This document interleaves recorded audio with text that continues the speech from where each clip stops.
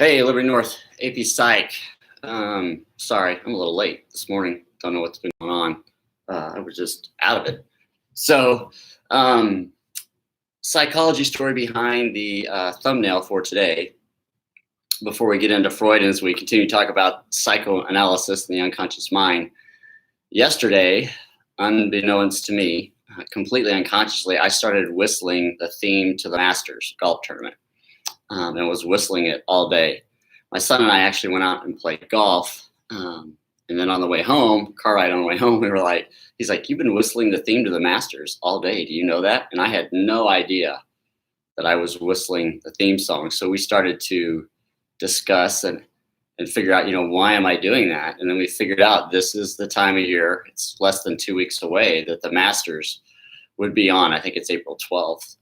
So now the golf, unconsciously my mind just kind of put all those together and cognitively has a lot of meaning, but I had no idea that I had even unconsciously gone there. It was very, very fascinating. So since we were talking about Freud and the unconscious, I thought that I'd bring that in because we definitely will see that when we talk about psychological disorders.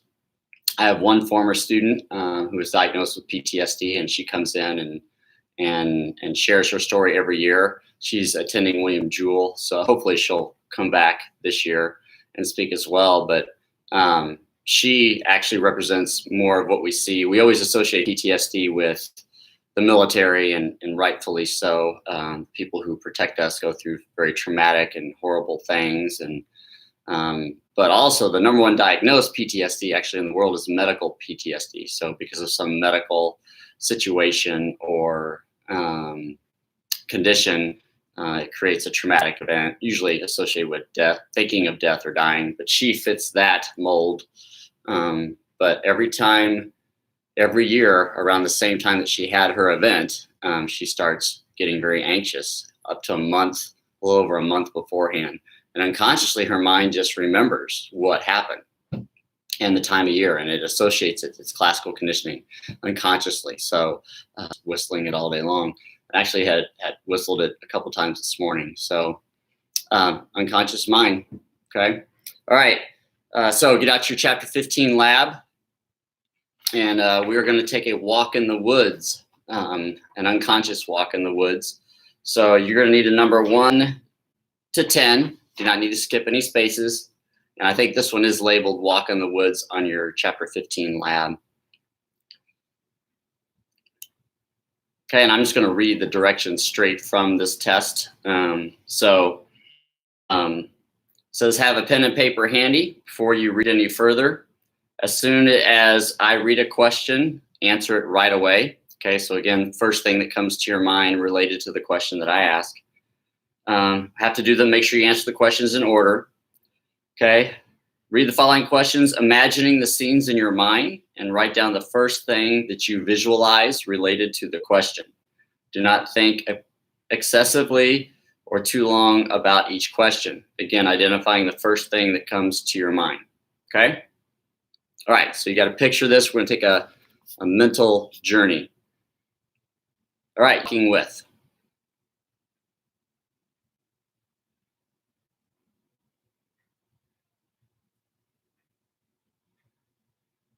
And you can be walking by yourself if nobody popped up. Number 2, you walk further into the woods. You see an animal. What animal do you see?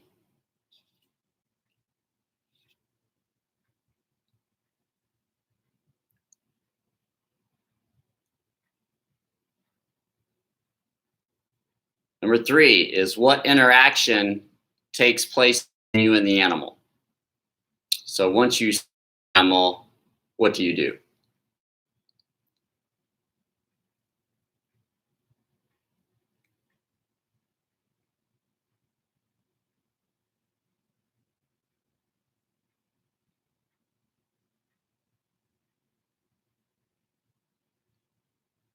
Okay, number 4. So you continue your journey through the woods. You go deeper into the woods and you enter a clearing. And before you is your dream house.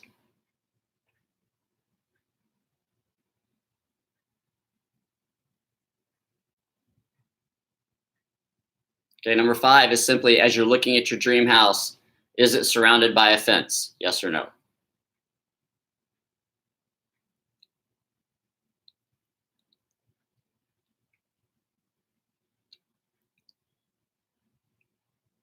Okay, so now you're going to actually enter your house. So picture that. You walk to the dining area and you see a dining room table. Describe what you see on and around the dining room table.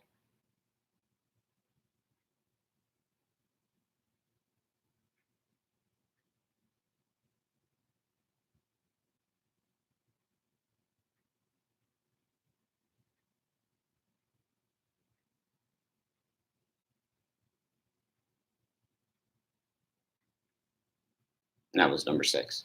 Number 7, you're going to exit your house now and go into your backyard. Okay, so you go out the back door. Lying on the grass in your yard is a cup. What material is the cup made of?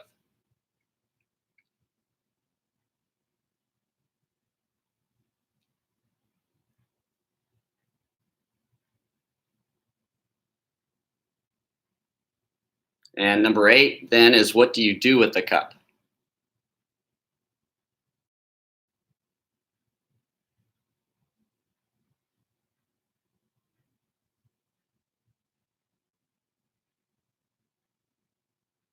Okay, number 9, you walk the edge of your property. You're at the edge of a body of water. What type of body of water is it?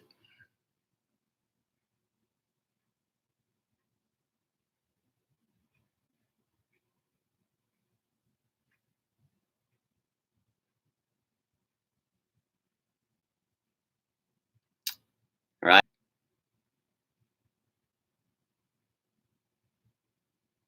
Okay. Does anybody need me to repeat a question? If you just jumped in, probably not going to go back and do the whole test, but if anything cut out, are we good for the answers?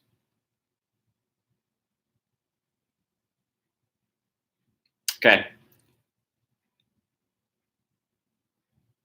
It skipped at 10. Okay. So number 10 is, the body of water that was in number 9, you have to cross the body of water. So how do you cross it? That's number 10. How are you going to get across the body of water?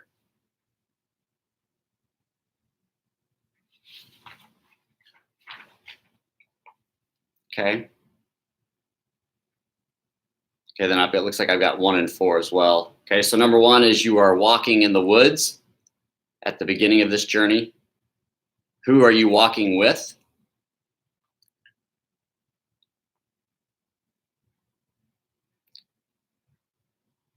And then number 4 is, you're walking deeper into the woods. You enter a clearing, and before you is your dream house. What is the size of your dream house?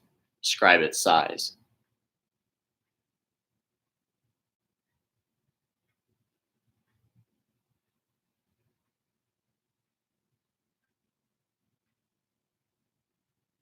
Okay, are we good there? 1, 4, and 10.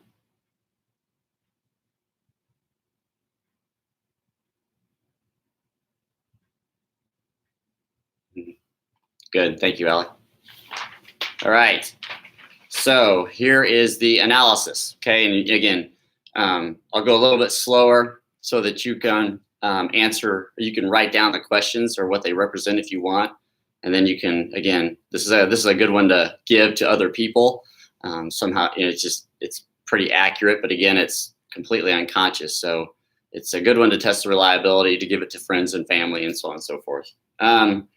Okay, this has been a relational psychology test. The answers given to the questions have been shown to have unconscious relevance to values and ideals and personality that you hold. The analysis is as follows. Okay, so number 1, the person that you are walking with is currently who you view unconsciously as the most important person in your life. So based on that one, it would make sense if you were walking by yourself. I mean, there would be your analysis there. Okay, the size of the animal in number 2. so not specifically what animal it is, but how big it is, unconsciously represents the size of your problems at this moment, at this time. So bigger animal would be bigger, more problems. Smaller animal would be smaller amount of problems. A lot of people see a deer. I think a deer would be a pretty big animal, probably. Small would be like a squirrel, a rabbit, or something like that. The severity of the interaction you have with the animal represents unconsciously how you deal with your problems. Okay, so they kind of say at it. So the more aggressive the interaction is with the animal, the more aggressively you deal with your problems, the more passive it is. Like if you just stare at the animal or if you just keep on walking, represents a passive way you deal with your problems. Number 4, the size of your dream house represents the size of your ambition or your drive or your motivation. A lot of people who visualize just a nice small little cottage as their dream house, so it doesn't necessarily have to be big. Then if you have a fence, it represents more of a closed personality, probably introversion, quiet, reserved, so on and so forth.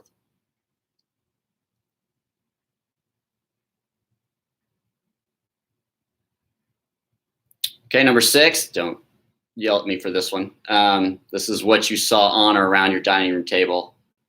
If your answer did not include food, people, or flowers, you are generally unhappy. Okay, and you just had to have one of those. You didn't have to have all of them. But if you did not have any type of food, any people, or any flowers, or shrubberies, if you will, then yeah, you're generally unhappy.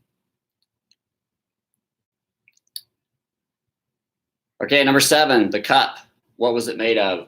The durability of the material which with the cup was made. So if the cup is made out of stronger, more durable material, okay, that represents the strength of your relationship with the person in number 1 that you listed in number 1.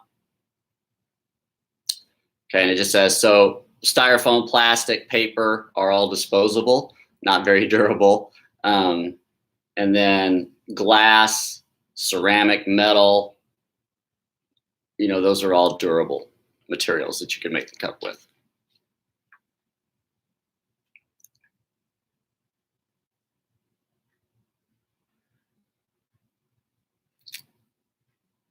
Number 8, what you do with the cup represents your attitude towards the person in number 1.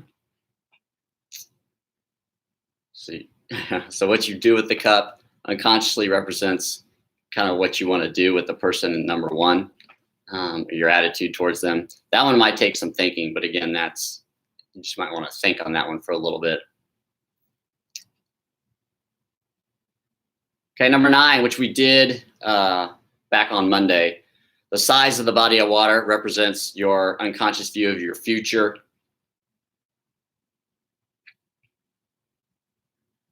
Okay, and whether it's, the bigger it's positive, the smaller it's negative, that type of thing. So let's go by the size of the body of the water, not definitely what it is. And then number 10, okay, is how you had to cross the body of water. So this is based on how wet you get in the method that you chose. Okay, so this actually represents the unconscious view you have of love. Okay, and I think this is romantic love is what it is in your life at this moment. So the more wet you get, the more you are driven by love and the need for love. And then the less wet you get, the less you need love or are motivated by romantic relationships and so on and so forth. Okay, so again, so if you swam across the body of water, then obviously you're going to get really wet. If you took a boat across or if you walked around, then you're not going to get wet at all, probably. So, okay, all right, okay. So, hope you enjoyed that one. That one also I think is online somewhere. I think that's a pretty popular one. So that one's online. And then tomorrow we're going to take the thematic apperception test, the TAT, which is, that one's pretty amazing. So I'm trying to figure out how we're going to do that because you have to look at a picture And I don't have any with me here. They're all at school. So well, I don't know. I'll find a way to maybe print out a picture or something like that. Okay. And so again, also shout out to my session in the afternoon. Boy, I had some sassy students in the afternoon, really going after Freud and his theories, and we had all kinds of hilarious comments. So hopefully everything's going okay. All right, and then again, feel free to play it, take it again if you want. This is probably Ali. What am I looking at?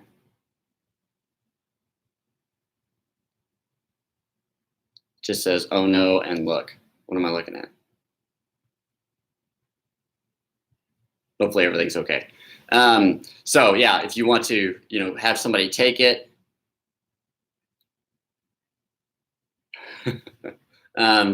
If you want to have somebody take it, just repeat it or go back and view it and watch it over. But it's very interesting, especially if you want to have the person who you listed in number 1 take it, or maybe the person that if you're in a dating relationship, you might want to take it, so on and so forth. Okay. All right. We're going to be on page 601 today. And so we've actually finished Freud's theory.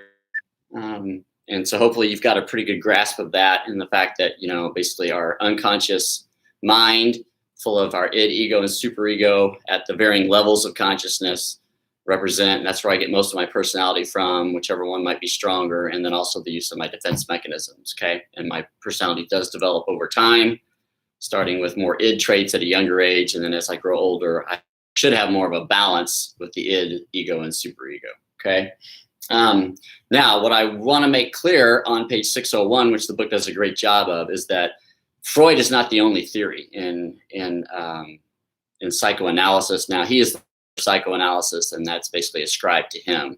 So psychoanalytic and psychoanalysis are Freud. So that's based on Freud's theory, which we have talked about. But there are other theorists who have other unconscious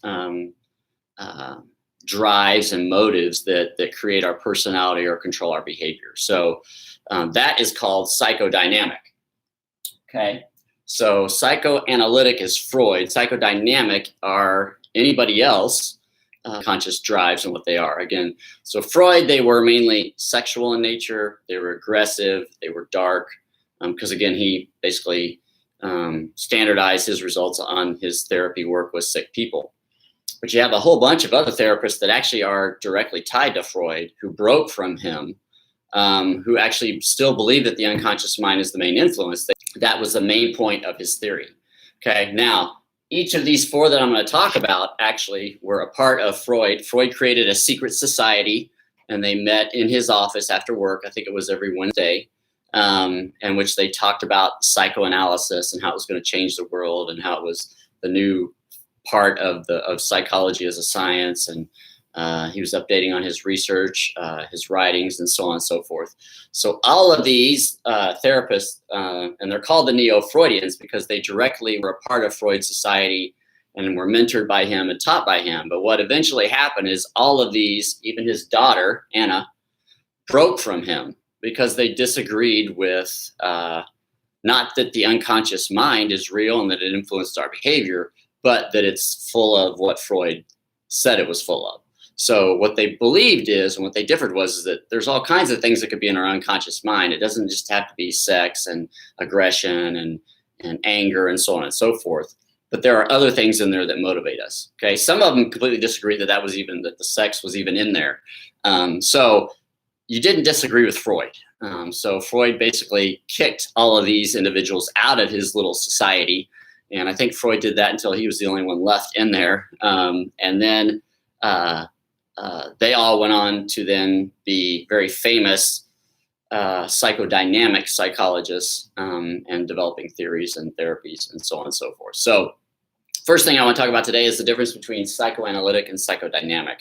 Psychodynamic is more of the newer term, if you will, for therapy and therapists and psychologists who believe that the unconscious mind has a huge impact on our behavior, and the development of our personality. Okay, psychoanalytic is Freud, okay, at the basis of it. And so it's basically aligned specifically to Freud. Okay. Now, again, we have a whole bunch of psychologists who still believe that the unconscious mind is very important in your personality and your behavior, and they're more referred to as psychodynamic therapists. Okay. I mean, it's not very uncommon that if you're using psychoanalytic therapy, that you're in therapy for years, 7, 12 years. I've read cases that are very famous. It just takes a lot of time to use Freud's method to really get at the unconscious. There are faster ways to do it, and that's psychodynamic.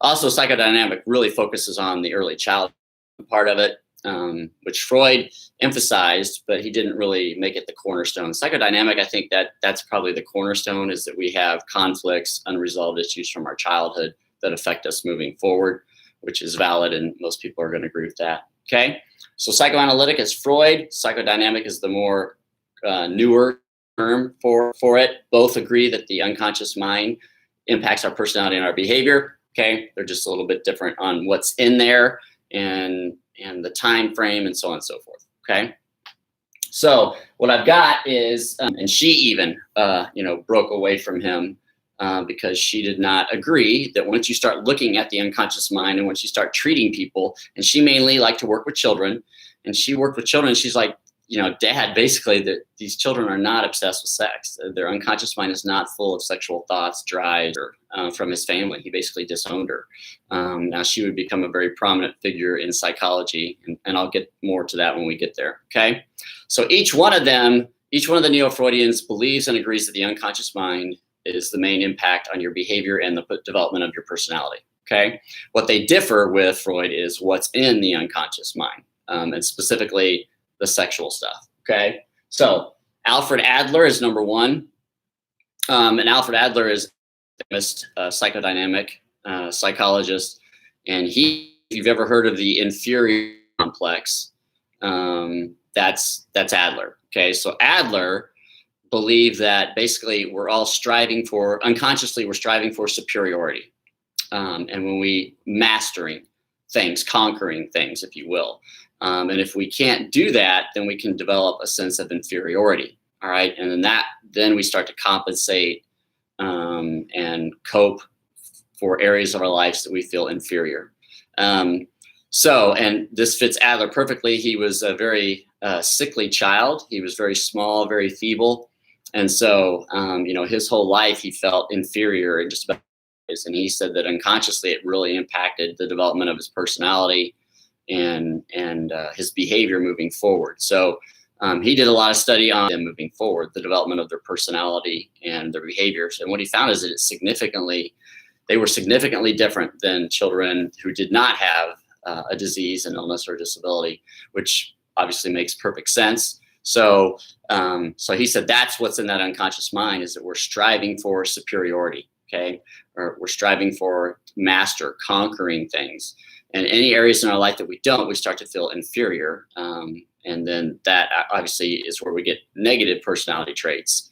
And then when we do have areas of our lives in which we do have master, conquering, that superiority in every area of our life.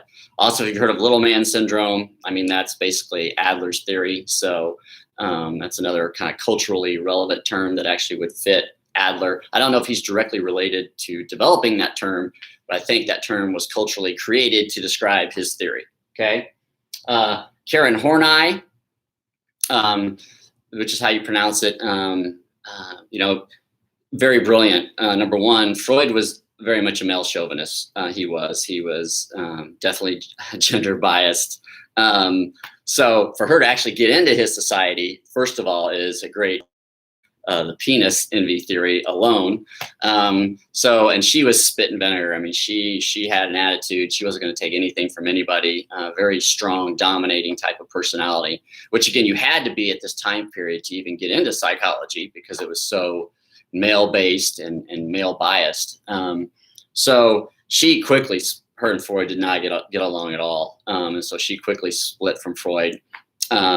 And she developed a theory, which is true, but also very funny. So to combat Freud's penis envy theory, she developed womb envy, and that all males unconsciously marvel at women and their ability to conceive, to create life. And we unconsciously desire to be women and to have a womb and to be able to bring children into this world and so on and so forth. So you can kind of see the back and forth between these two. But on the more serious note, she basically said that the unconscious conflict that we go through in childhood is about love and security, and that it's all about feeling loved and feeling secure. And that's our unconscious longing in childhood and throughout life, but it's prominent in childhood. And that if we can't unconsciously fulfill the need for love and security, then we develop things like anxiety and helplessness. We talked about that learned helplessness, that external locus of concern. Hornai talks about all of that as being a negative impact when we don't unconsciously have our need for love or security filled. So she very much on attachment, which we talked about in development. So she said attachment, unconsciously long to attach, and because we unconsciously need and long for love and security in every area of our life. Okay, so that's the main conflict that's in the unconscious mind. Carl Jung, is pronounced Jung, is actually one of the most written and published authors in all of psychology. If you go to Barnes and Noble, you're probably going to have more of his books than anybody else that are probably the older version. Carl Jung was also Freud's golden boy. He was supposed to be the one that carried on psychoanalysis and the psychoanalytic theory once Freud was gone. So Freud actually very much mourned and wrote about interpretation of dreams. It just really impacted him because that's who he wanted to be, the carrier of psychoanalysis moving forward. Okay, Jung again broke over the disagreement about what's in the unconscious mind, and actually Freud's inability to see that there could be other things. And then he wrote several books, and he believed that in our unconscious mind we have the collective unconscious, which is like ancestry, if you will. It's basically our unconscious minds holds all the learned societal themes, rules, lessons of life. And so it's kind of, we have this big, just kind of fountain of wisdom, if you will, knowledge based on past and ancestors. And then we also have unconscious archetypes in which from those lessons, we all have themes in which we're trying to fulfill.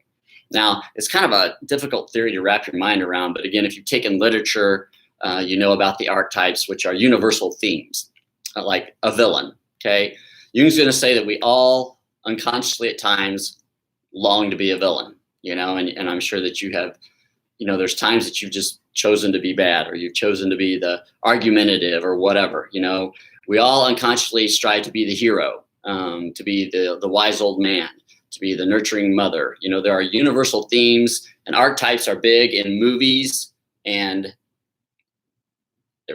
movies and TV shows. They're those universal themes that shows are the collective unconscious. So in our collective unconscious, in our unconscious mind, we have all these universal values, themes, lessons, which is why I have Kung Fu Panda up on my room.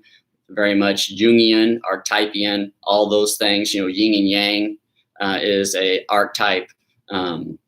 You have all those, and then what happens is we are unconsciously motivated to fulfill those specific archetypes in our lives. So we all have, and we want to fill them, whether they're good or bad. We just all are. So Jung did agree that we've been bad in our unconscious mind from the universal, from the collective unconscious. Most of these other ones, he's kind of the one that was, I guess, if you could pick one person that would be closest to Freud's original theory, removing the sex, it would be Jung. So he did believe that we had some dark stuff in our unconscious mind as well, based on that collective unconscious and lessons that have been learned and so on and so forth. Okay. And then lastly is Anna Freud. Anna was Freud's youngest daughter. Again, Freud picked his oldest daughter to basically, he wanted her to be the one to carry on psychoanalysis within the family. But Anna very much became kind of the main one that emerged from his daughters that would actually clung to the theory, agreed with the theory. However, again, she would break, as would his oldest daughter. She basically just said, I don't want to do psychology. I don't want to follow you. And Anna basically broke from her father. And again, you just don't do that. So Freud disowned her, basically from the family. But she again, loved working with children. And some give her the, consider her kind of the unofficial founder of child psychology, if you will. Now, again, all of psychodynamic emphasizes childhood, but she kind of unofficially started just the whole specific field in child psychology, that there would be people who need, and she just basically said that, look, we don't need to be so specific. Children unconsciously just are dealing with conflicts. It's just one conflict after another that they're trying to unconsciously resolve in a positive manner so that they can move forward and develop. So it's kind of like, I have Erickson over here. It's kind of like Erickson's theory, and that we have our 8 conflicts. Remember that psychosocial stages of development. So each stage we have a conflict that we're trying to resolve in the positive nature, but whether we resolve it positively or negatively, we still move up. Same with Anna. That's kind of generally what she thought children were trying to do. We're just faced with a lot of conflicts unconsciously, and we're trying to resolve them. And whether they're resolved positive or negatively, they still develop and grow. And those negative ones can create issues with our behavior and our personality. Okay. All right. So that is psychoanalytic and psychodynamic personality. So again, so you can read it there. You can also Google each of these people. Then I also wanted to let you know that in your lab, I wanted to pay attention to number 11. If you haven't looked at it yet, your Chat 15 line. Number 11, I've got a link to the video Cat in the Hat, which is actually a video on YouTube in which somebody's just actually reading the book and showing the pages. It's about 10 minutes. And then you have a little assignment there with that will go in your lab as number 11. And it's basically watch the video and then identify which character represents which system of personality. So, there's the mom, there's the cat, there's the fish, there's Conrad and Sally, who are the children. You just have to identify 2 defense mechanisms that were used in the story. And all defense mechanisms are used in the story. Again, it has a huge Freudian influence. You could do the same thing with Toy Story. It's just a longer movie, so this is just a 10-minute video. But if you are interested and fascinated to go back and watch Toy Story, you'll see it in a completely different light and see how many Freudian slips there are in there, references to Freud's theory and personality. Okay, so just calling attention to that number 11. That doesn't need to be done now, just at the end by April 10th. That one needs to be done, but that's why that's in there, because Cat in Hat was based on Freud's theory. Okay, all right. Any questions on anything? Hope you guys are doing well. Hope you're enjoying the sun. Are we good?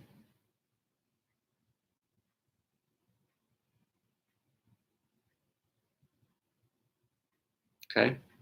All right. Hey, you guys have a good